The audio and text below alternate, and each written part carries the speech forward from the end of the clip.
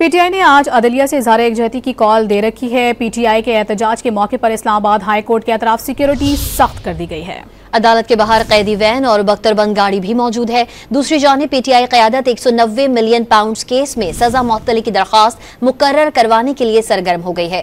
वज़ीर आला अली अमीन गंडापुर और अली मकाम के कायम मकाम चीफ जस्टिस के सेक्रेटरी के मुलाकात जारी है। बैरिस्टर अली जफर को सेक्रेटरी ऑफिस में जाने से रोक दिया गया है। मजीद जानते हैं डॉन न्यूज़ के नुमाइंदे ताहिर नसीर से। जी ताहिर नसीर, तफसील बताइएगा।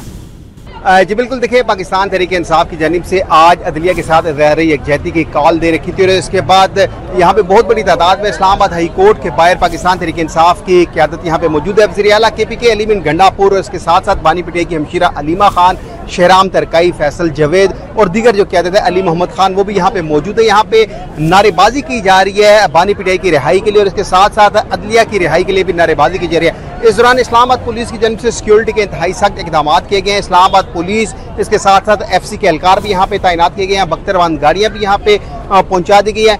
इस्लामाबाद पुलिस हुकाम का ये कहना है कि ये जो रैली निकाली जा रही है सिर्फ इसी हदूद यानी कि इस्लामाबाद हाई कोर्ट की जुरिस्डिक्शन तक की महदूद रहेगी, इससे आगे इनको नहीं जाने दिया जाएगा। जबकि जो यहाँ पे क़यादत है उसका ये कहना है कि इज़हार यकजहती के लिए ये अदलिया के साथ इज़हार यकजहती के लिए रैली निकाली गई है। ये रैली इख्तिताम होने के बाद यहाँ से वज़ीर आला KPK अली अमीन गंडापुर नीमा खान और दीगर क़यादत सेंट्रल जेल अडयाला जाएगी, जहाँ पे बानी पीटीआई और बुशरा बीबी से आज मुलाकात करेगी। क्योंकि सेंट्रल जेल अडयाला में आज मुलाकात का दिन है, तो यहाँ से ये सारे जो इख्तिताम होने के बाद ये जो इज़हार यकजहती की रैली निकाली गई है, ये इख्तिताम होने के बाद यहाँ सारी क़यादत जो है सेंट्रल जेल अडयाला जाएगी। जी।